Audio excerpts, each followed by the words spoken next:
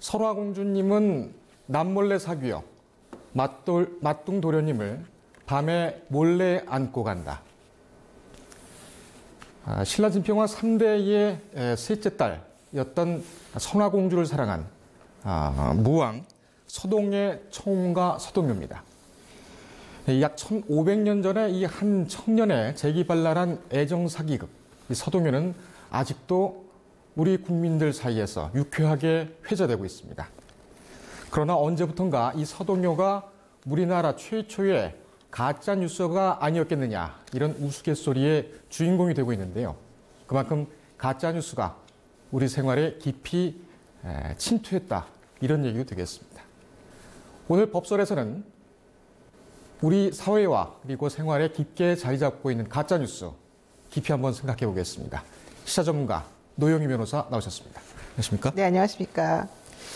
이 애정사기극 듣기만 해도 가슴 떨리지 않습니까? 저는 뭐 결혼했기 때문에 상관이 없는데 우리 부장님은 총각으로서 어떠십니까? 이따 벚꽃 알바 얘기할 때 그럴까요? 예, 네. 늘 뭐 가슴이 떨리시오. 예. 네.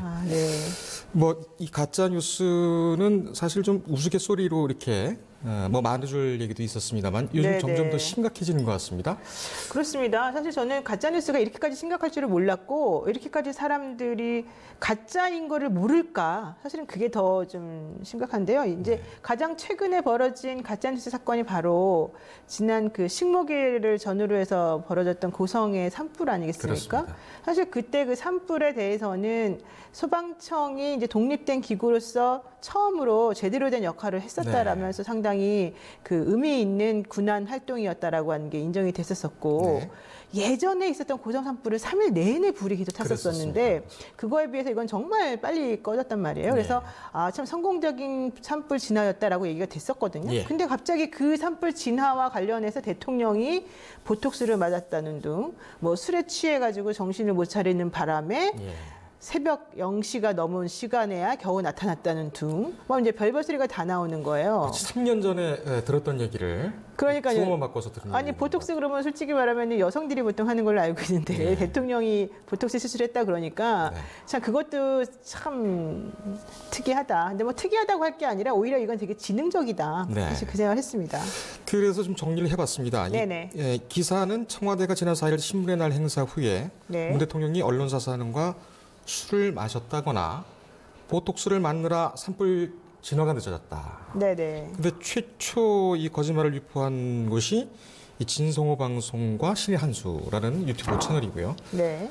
팩트는 문 대통령이 지난 4일 신문의 날 행사를 모두 마치고 오후 6시 35분 이후에 바로 프레스센터를 나와서 청와대를 복귀했다. 또 가까운 거리 아니겠습니까? 네, 그렇습니다. 근데 김정숙 여사와 관련된 가짜 뉴스도 있어요. 그날 초등학생 아이들하고 이제 아마 그 행사를 했던 모양인데 하필이면 그 사진을 밤 11시에 올렸답니다. 그랬더니 그 사진이 11시에 올라온 것을 보고서 김정숙 여사가 밤 11시까지 애들하고 꽃놀이를 즐기고 있다. 이런 식의 가짜뉴스를 유포했다고 하는데 사실 제가 좀 유감스러운 거는 진성호 전 의원이잖아요. 진성호 전 의원하고 방송을 상당히 여러 번 했었어요. 근데 그때 당시에 물론 되게 보수적인 시각을 갖고 계시긴 했었지만 그럼에도 불구하고 말도 잘 통하고 또 어떤 부분에 있어서는 쿨한 면도 사실은 있어서 참 괜찮다라고 생각한 부분이 있었거든요. 근데 이렇게 가짜 뉴스를 이렇게 악의적으로 퍼뜨리고 있는 것에 대해서는 상당히 놀라움을 금치 못하는 그런 상황이었습니다. 진성호 전 의원 그 유튜브 채널에 그 대문 사진을 보면 권총을 들고 그래요? 이렇게 겨누는 누구를 겨누는 것일까 궁금하기도 하고 그렇습니다만. 지금 뭐 그 청와대에서는 아직 고발은 하지는 않았고 저희가 취재한 바로는 더불어민주당에서 고발하는 방안을 일단 검토 중이고 또 어제 노영민 비서실장이 얘기를 했는데 엄정한 법 집행 강조와 함께 대응팀을 구성하겠다. 고발을 하겠다. 이런 내용도 또 후속적으로 또 얘기를 했습니다. 그러니까 허위 조작 정보 대응팀인데요. 이 대응팀에서 확인한 바로는 이 건과 관련해서 만들어진 가짜 뉴스가 89건이라는 거예요. 너무 많지 않습니까? 그런데 저는 사실 그 중에서 가장 그 치사한 게 바로 이제 대통령 보톡스설이라고 생각을 하는데 네. 가짜뉴스라고 하는 거는 알다시피 어떤 정치적이든 뭐 경제적이든 특정한 목적을 가지고 일부러 의도해서 만들어진 거라서 예.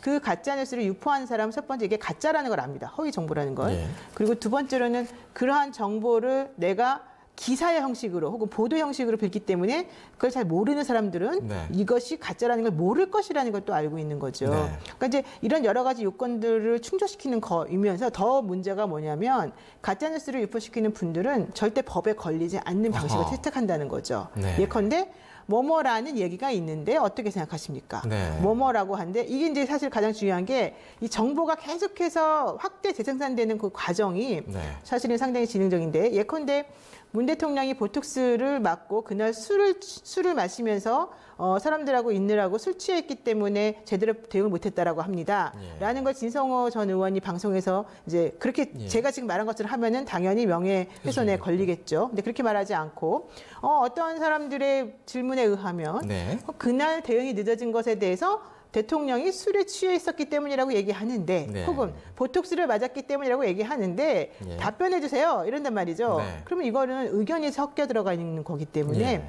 여기에 대해서는 사실은 명예훼손으로 어떻게 하기가 곤란하다는 거죠. 그래서 제가 진성호 전 의원이 한 얘기를 그대로 한번 따왔습니다. 네. 이 보면은 왜 산불이 났을 때 당장 나타나지 않았는가? 그래서 음모론이 나왔다. 네. 문 대통령이 언론사 사장들과 술을 마시고 있는 것 아니냐는 의혹. 그렇죠. 뭐뭐라는 의혹 이런 식으로. 그리고 그날 저녁 대한민국 신문사 대표 발행인과 문 대통령과 저녁을 먹지 않았을까요? 라는 의혹. 그렇죠. 그날이 신문의 날이었죠. 사실은 4월 4일 날. 그리고 술도 한잔 하지 않았을까요? 라는 의혹. 예. 아니면 아니라고 답해달라. 그렇죠. 예. 아니라고 답했습니다만 일파만파로. 이제 문제는 그런 얘기를 들은 구독자들이 사실 문제인 거예요. 네. 왜냐하면 이런 가짜뉴스가 양산되는 이유 중에 하나는 첫 번째 선정적인 보도 형태를 띠면서 사람들의 귀를 사로잡아요. 네. 그럼 사람들이 일단 먼저 그 정보를 접하게 되지 않습니까? 네. 그리고 난 다음에 사람들의 특징 중에 하나가 심리적 편향으로 보여지는 게 중에 하나가 네. 확증 편향이라는 거예요. 확증 편향. 자기가 자기가 믿고 있는 정보, 혹은 믿고 있는 가치에 부합하는 정보만 받아들인다는 네. 거죠. 그러니까 예컨대 문재인 대통령이 그날 술에 취했기 때문에 못 갔을 것이다 라고 믿고 싶은 사람들은 그와 관련된 지금 진성호 전 의원의 방송을 들으면 진짜 그런 의혹이 있구나라고 생각할 수밖에 없죠. 그런데 그것을 또다시 이번에는 그쪽 라인의 국회의원들이 예. 국회에서 공식적인 그런 그 매체를 통해서 말을 합니다.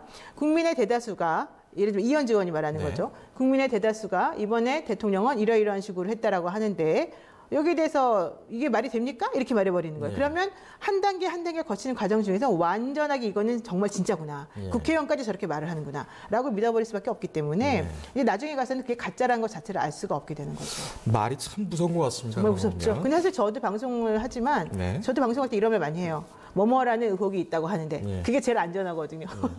죄송합니다. 예, 그렇지만 저는 가짜는 말하지 않습니다. 예. 저희도 신문 만들다 보면은 그 헤드라인이라든지 이거 보는데 사회부 기사 같은 경우는 한 면에 제목들이 의혹 그렇죠. 이렇게 됐었어요. 그렇죠. 그래서 다시 이제 고치기도 하고 그리고 그러는데. 많은 사람들이 그렇게 말한다. 그래서 네. 많은 사람이 몇 명입니까? 우리 2명은 아니잖아요.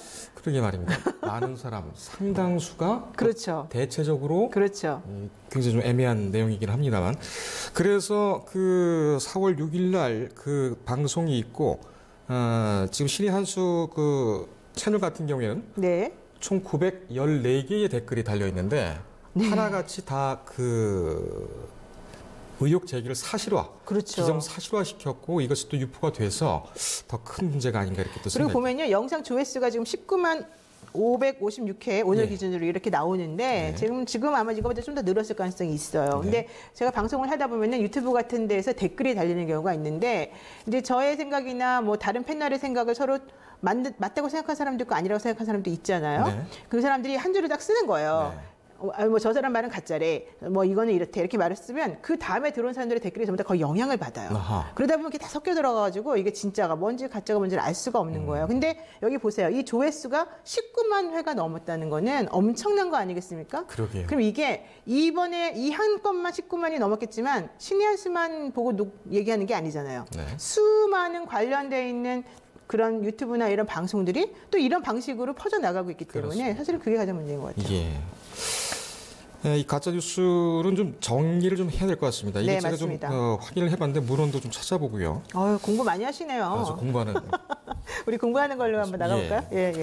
가짜 뉴스 정의를 이제 그 학자마다 좀 다르게 하고 있는데 대체적으로 3가지 요건으로 정리를 하고 있습니다. 첫 번째는 허위 사실이라는 사실을 알면서 허위 사실임을 알면서 그렇죠. 특정한 목적을 가지고 세 번째가 기사 형식을 차용한다. 이렇게 세 가지 요건이 있고요.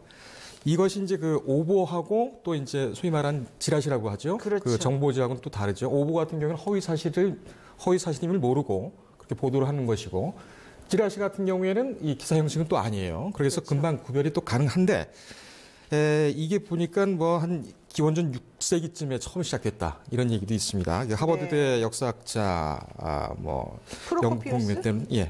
연구 논문에 따르면은 뭐 6세기 비잔틴 제국의 역사학자 프로코피우스가 황제한테 잘 보이기 위해서 찬양하는 글을 썼다가 나중에 돌아서서 학자적 양심을 느끼고 또 거기다 비난하는 또 역사를 썼다. 이게 그 비밀의 역사라는 책인데 이것이 그 가짜 뉴스의 기원이다. 이렇게 외국에서는 그렇게 판단을 하고 있는 것 같고 아까 제가 좀 전에 읊었던 서동요도 600년 전이거든요. 그러니까 1500년 전 그때 상황이니까 그 600년대에 아마 좀 동서양이 우연찮게 또 그런 시기가 좀 있었던 것 같습니다. 근데 1500년 전에 서동요와 관련된 내용이 먼저 나온 거잖아요.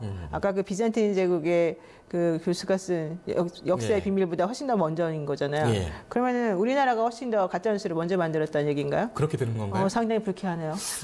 이 부분은 다음번에 확인을 좀 해주세요. 확인해서 알려드리겠습니다.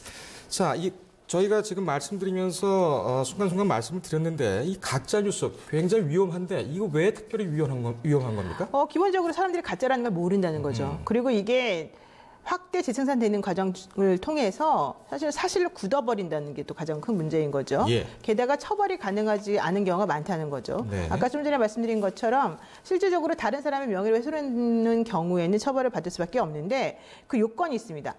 허위 사실이든 구체적으로 내용이 적시가 돼야 되는 거예요. 공공연하게. 근데 방송을 통해서 나가는 거니까 공공연하게 적시되는 건 맞는데 문제는 이것이 정말 구체적인 내용을 담고 있느냐 아니면 그냥 본인의 평가나 판단 의견이냐 이거에 따라 달라지는데 예컨대 제가 우리 최기철 기자님에게 최기철은 뚱뚱하다 라고 말을 하면은 뼈를 때리시는군요. 네, 그렇죠. 사실 이제 이거는 제 의견이지 않습니까?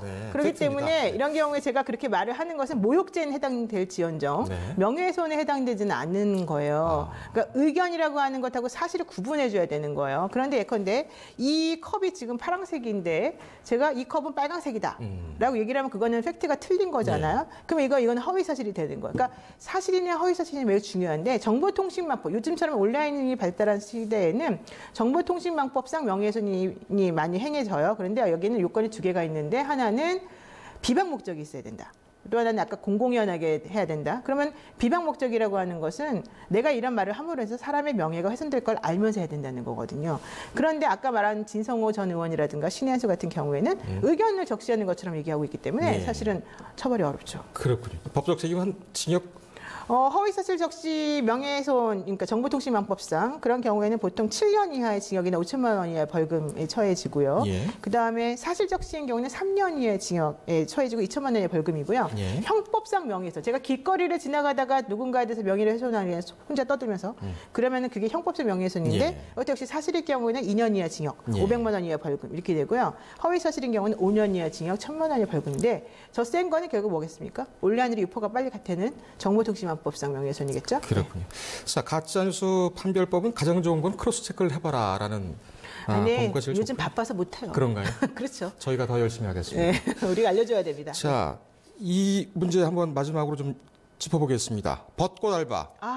휴머니즘인가 신종돈벌인가. 아까 좀 말씀하셨습니다만은 벚꽃 제가 가장 좋아하는 꽃이기도 하고요. 그렇습니까? 사쿠라를 좋아하시는군요. 사쿠라, 일본어로 그렇죠. 네, 그렇습니다. 일본어 말하면 원래 좀 안 되는데요. 이 벚꽃은 사쿠라라고 발음하는 게 조금 더 이렇게 와닿더라고요. 이해해 주시기 바랍니다. 아니 뭐 틀린 말도 아니고. 그래도 일본어를 방송에서 사용하면 안 되잖아요. 예, 사쿠라를 사쿠라라고 했지 오프라라고 그러진 않았는데 이거 어떻게 보십니까? 이게 지금 신종 알바로 해서 뭐 직장 여성도 나가고 이게요, 대학생도 나가고. 젊은 분들은 벚꽃 알바고 연세가 있으신 저 같은 사람 이상의 사람들은 바카스 알바가 사실 있습니다. 예, 이게 이제 사실은 사람들을 만나는 과정이 이성을 만난다. 그다음에 뭐하죠? 썸 타야 된다. 네. 그리고 난 다음에 진지하게 사귄다. 그다음에 결혼하거나 헤어지거나 둘 중에 하나 아니겠습니까? 네. 사람들은 이걸 못 견디는 거예요. 그러니까 처음에 이성을 만나서 뭔가 좀 허전하고 그러니까 놀고 싶은 거죠. 근데 썸 타는 것도 싫은 거예요. 그렇기 때문에 요즘에 특히 청년들은 그냥 돈 주고서 잠깐 나의 외로움을 달래주는 정도만 하고 싶다라는 생각에서 이런 일이 벌어진다라고 사회학자들이 말을 하고 있고요. 심리학자들도 말하고 있고 저도 준심리학자이기 때문에 저도 정직하게 말하고 있습니다. 근데 중요한 건 제가 벚꽃 알바를 쳐봤어요. 인터넷으로. 그랬더니 정말 많이 나오더라고요. 그리고 시급이 10,000원이래요. 근데 벚꽃 알바의 개념이 뭐예요? 데이트잖아요. 데이트 하게 되면 이렇게 남녀가 손도 잡아야 되고 이렇게 어깨 동무도 해야 되고 하다 보면 또 여러 가지 더 진한 애정 표현 하고 싶잖아요. 근데 우리는 그냥 단순히 돈 벌러 간 사람이면 어떻게 됩니까? 위험하다는 거예요. 근데 여성이 남성을 찾기도 하고 남성이 여성을 찾기도 하기 때문에 뭐 꼭 한쪽 성만 얘기할 건 아니지만 매우 위험하다. 근데 더 중요한 건 벚꽃 알바를 해서 내가 얼마를 돈 줄 테니까 나는 놀아주세요 라고 하는 거는 괜찮아요. 법에 어긋나지가 않아요. 문제는 그 이상으로 넘어갈 때 예를 들면 성폭력으로 번지거나 성매매로 이어질 때 그게 이제 그때 가서 처벌되는 거죠. 그러니까 여러분들 조심하셔야 됩니다. 예, 알겠습니다. 벚꽃 알바를 먼저 할 걸 그랬습니다. 순서를. 참 본인이 아까 얘기하신댔잖아요. 벚꽃 알바에 대한 얘기를 할 때 본인의 총각으로서의 그런 괴로움이나 이런 거를 말하겠다. 요즘 여의도 주변이 벚꽃이 많고요. 안양천에도 벚꽃이 난무합니다. 자, 클로징 멘트로 대신하겠습니다. 가짜뉴스, 모두에도 말씀드렸습니다만 우리 사회 깊이 자리 잡으면서 그 후유증이 더 커지고 있습니다. 잘못된 사실을 전달하는 것도 그렇지만 사회적 비극, 누군가의 아픔을 자기의 목적을 취득하기 위해서 의도적으로 허위 사실을 유포한다는 이 자체는 상당히 좀 비열한 것 같습니다. 오늘 법설 여기까지입니다. 시청해주신 여러분 감사합니다.